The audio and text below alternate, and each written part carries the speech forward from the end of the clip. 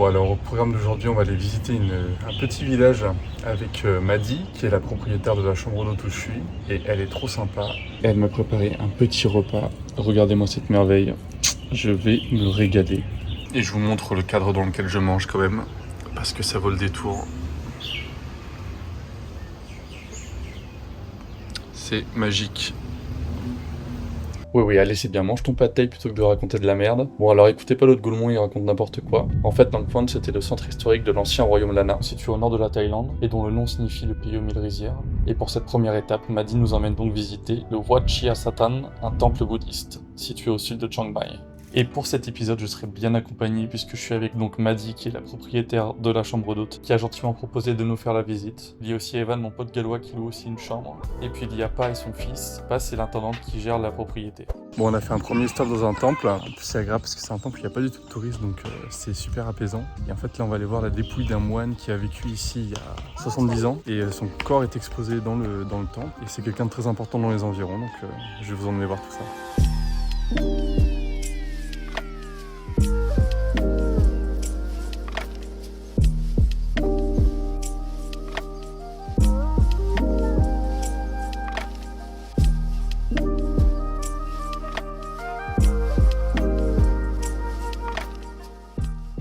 Donc voilà le moine en question. Et en fait, il y a sa sépulture et il est exposé ici. Et c'est impressionnant, on dirait une momie en fait. Il est très bien conservé. Bon, alors j'ai demandé à Maddy un petit peu la signification de tout ça et pourquoi ce moine était exposé ici. Et donc en fait, elle m'a expliqué que ce moine bouddhiste, qui s'appelait Luang Pu Inkam, était un maître bouddhiste très renommé dans la région, notamment pour son enseignement de la méditation et pour sa connaissance des remèdes traditionnels. Et en fait, à sa mort, ils l'ont placé ici afin de lui rendre hommage et de préserver sa mémoire.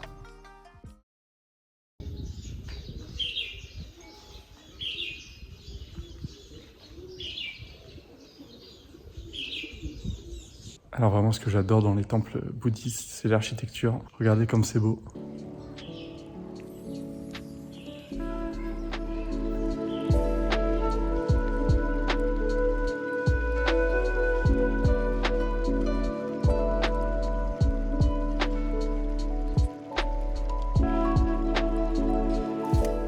Et direction maintenant la deuxième étape de cette journée, nous allons nous rendre dans un autre temple qui s'appelle le Wat Sri Don Moon, situé un peu plus au sud.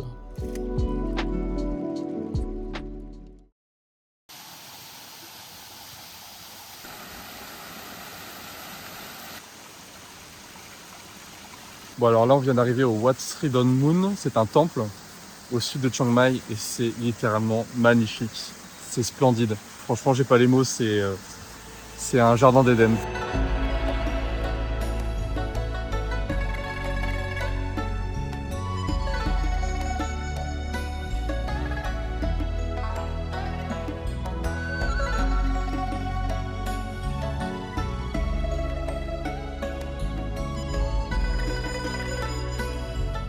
Pourtant ça fait 4 mois que je viens ici, hein, donc je connais bien la Thaïlande, mais je crois que c'est le temple le plus beau que j'ai vu pour l'instant. J'ai l'impression d'être arrivé dans la cité antique de Babylone là.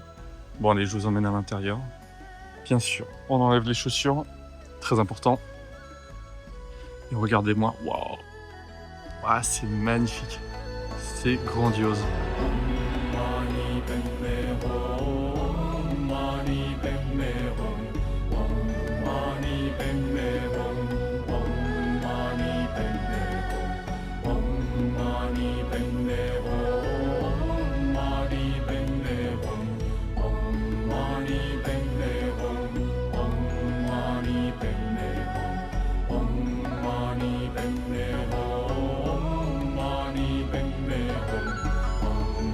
Alors je vais essayer de vous expliquer un petit peu comment fonctionnent les temples en Thaïlande.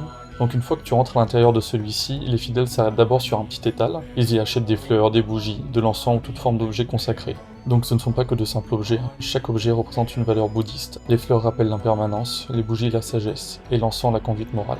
Ensuite, ils déposent ses offrandes devant la statue de Bouddha et récitent des mantras ou des prières spéciales pour solliciter la protection, la sagesse ou la purification. Donc c'est ce que Maddy est en train de faire actuellement, et c'est une manière de demander des bénédictions pour elle-même, sa famille ou ses proches. Ce geste s'appelle le Wai Pra, et c'est l'acte de saluer et d'offrir. Non mais regardez comme c'est massif, c'est impressionnant. La beauté du lieu. On se croirait dans les mines de la Moria là. J'ai envie d'aller réveiller le Balrog.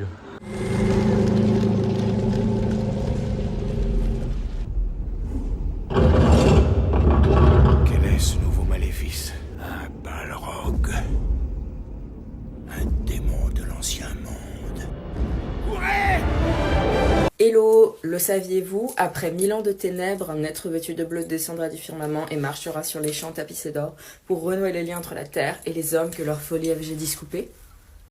Tu vois là, quand tu sors du lieu, quand tu sors du temple,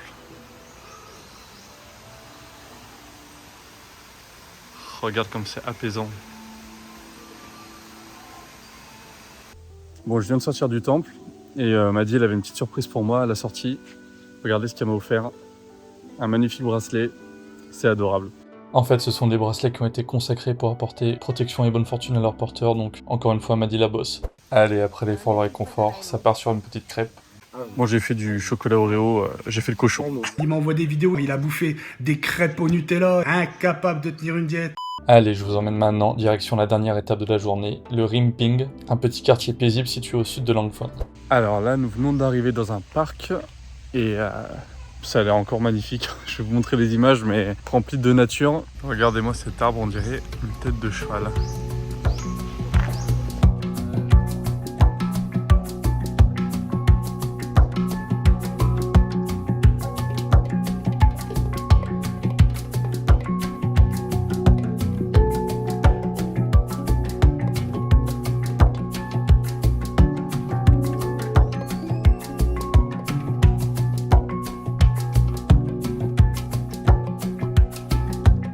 Bon, là, je me trouve à l'intérieur du temple. Et c'est vrai qu'il y a une petite ambiance un peu glauque, assez sympa. En plus, il n'y a pas de lumière. Ouais, elle est super. Merci Indiana Jones.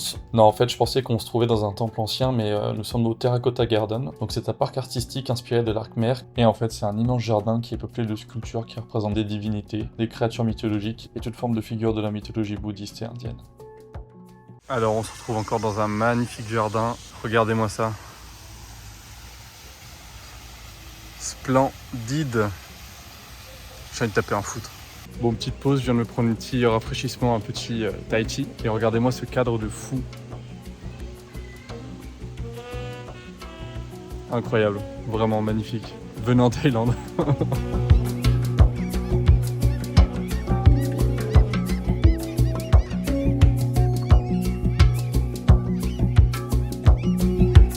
Bon, alors lui, j'ai pas trop bien compris ce qu'il faisait.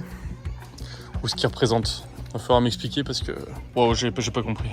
Puis lui, il a l'air de faire du yoga, mais j'ai l'impression que c'est pas très agréable. Vu sa tronche. Let's go on a boat? Hi, Captain? Where do we sail? Come on, lads! Come on, come on! Heave! Come on! Yeah! Come on the boat! You got on the boat? Yeah, come! I don't know where we're going. To that side. To that side, okay, let's go. Go. Let's go. Come with the captain. 1, 2, 3. No! 1, 2. And 3. Yes! Good job.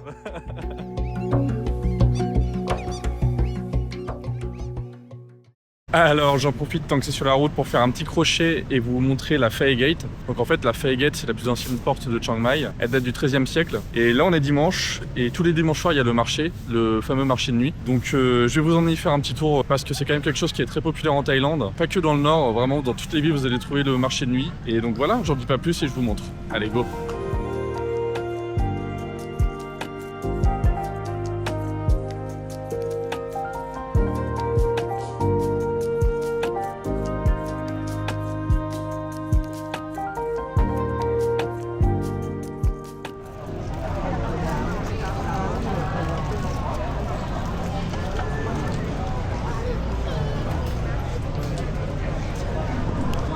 Donc voilà, en fait c'est une immense rue et vous avez des stands de chaque côté. Et en fait vous pouvez acheter de la street food, vous pouvez acheter des objets, des vêtements, plein de choses en fait.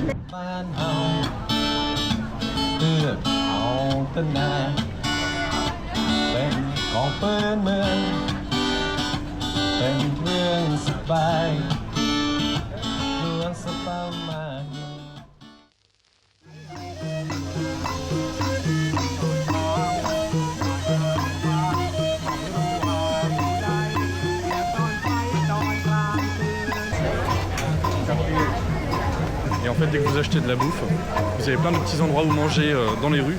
enfin sur les places à côté des stands. Et du coup, ça donne un petit côté convivial, c'est très sympa.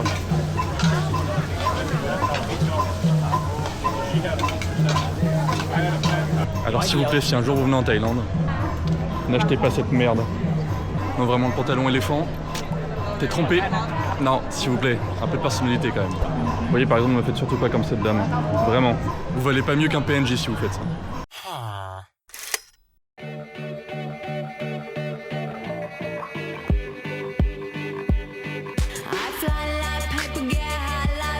If you catch me at the border, I got visas in my name.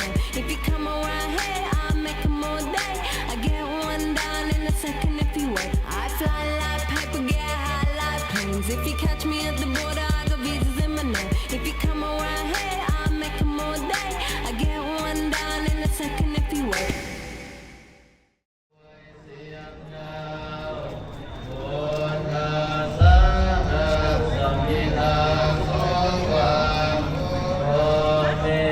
Ce qui est dingue, mais ça c'est vraiment la Thaïlande dans toute sa splendeur, c'est que tu peux faire le marché et avoir une messe qui se déroule en même temps. Enfin une messe, je sais pas comment tu dis en bouddhiste.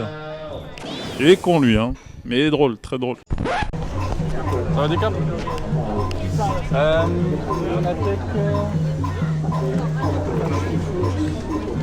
Bon, je me suis pris un petit rafraîchissement, je me suis pris un petit jus au bête goji aux graines de chia. Bon, je sais, la couleur fait un peu guézou, mais je vous assure que c'est de la balle. Bon, j'espère que ce petit marqué de tour vous aura plu. Maintenant, on va aller manger direction le resto coréen. On va retrouver Sunam pour découvrir la nourriture coréenne. Allez, c'est parti, je vous emmène.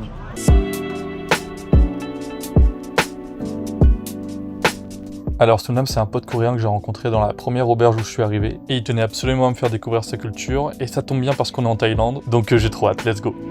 Okay, I'm with my friend Sunam from Korea. I'm happy to introduce you to him. Sunam, do you have some word in French? Bonjour. Yes, very Merci. good. Merci. And I'm excited because Sunam today is gonna introduce me to Korean food. And I'm really excited to discover it, so let's go. I hope to enjoy. I will, if you... I recommend this. This one? This Yeah, why? bibimbap is many vegetable. Yeah. Many Korean traditional vegetable Okay. mixed with rice. Oh, sounds good. Yeah. Okay, we can go for this one maybe. Yeah. Ok, alors Sunam va me faire tester l'alcool coréen à base de patates douces, donc hâte de découvrir ça. How do you say? Kampe? Come back. Kampe. Chan. Chan. Or chan. Chan. Chan. Maybe older people Yeah. higher. Chan. Oh, higher. Chan. Ok, donc le jeune en fait il trinque en bas et le plus vieux trinque en haut. Yeah. Chin. Chan. And use this Alors chan. ça sent la vodka.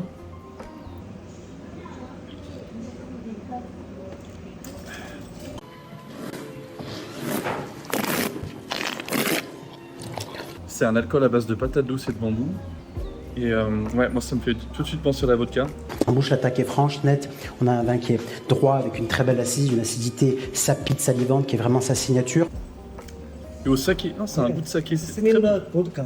Sunam m'explique que la première fois que tu rencontres quelqu'un en Corée, quand tu bois ton verre, il faut que tu te tournes à l'opposé de la personne. Is that correct? So you first time you meet someone, you have to turn and you have to drink, not facing the people, the guy, right? Yeah, like this.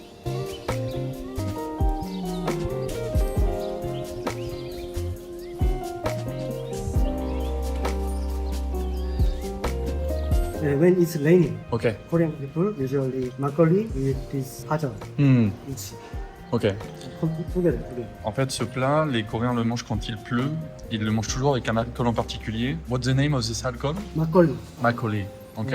Alors là, Sunam m'a fait tester le paton. C'est un plat typique coréen fait à base de galettes de légumes. En fait, c'était le plat des travailleurs dans les rizières. Et pourquoi le déguster quand il pleut? Eh bien parce qu'en le cuisinant, le son de la friture rappelle celui de la pluie tombant sur le toit des paillotes. Donc en fait, il le mange avec cet alcool, le makgeolli. It's a light alcohol, right? Yeah, light Yeah. alcohol. Donc c'est un alcool très léger. Maybe 50%? 50%? 6 degree. 6 degrés, ok. Alors ce qui est très drôle, c'est que Sunam m'explique que ce plat, il le mange souvent quand ils sont en gueule de bois. Donc voilà, c'est le plat typique coréen. Quand tu t'es trop mis une caisse la veille, et bah tu manges ça et tu vas mieux. Ok, alors on vient de finir de manger et franchement on s'est régalé, c'était excellent. Thank you very much Sunam, it was amazing, really, thank you. Bon, on s'est vraiment régalé, c'était excellent. Et Sunam, trop sympa, c'est un amour, il m'offre le repas, il me dit qu'en Corée c'est comme ça. Quand tu invites quelqu'un, tu payes le repas pour l'autre. Donc je rencontre que des gens fantastiques ici, ça fait plaisir. Allez, après avoir bien mangé, direction la vieille ville. Sunam m'a proposé de m'emmener dans un jazz bar. Donc les jazz bars, c'est des lieux très populaires en Thaïlande. Vous allez pouvoir y retrouver plein de petits groupes de musique indépendants jouer de la musique en live. Allez, je vous emmène.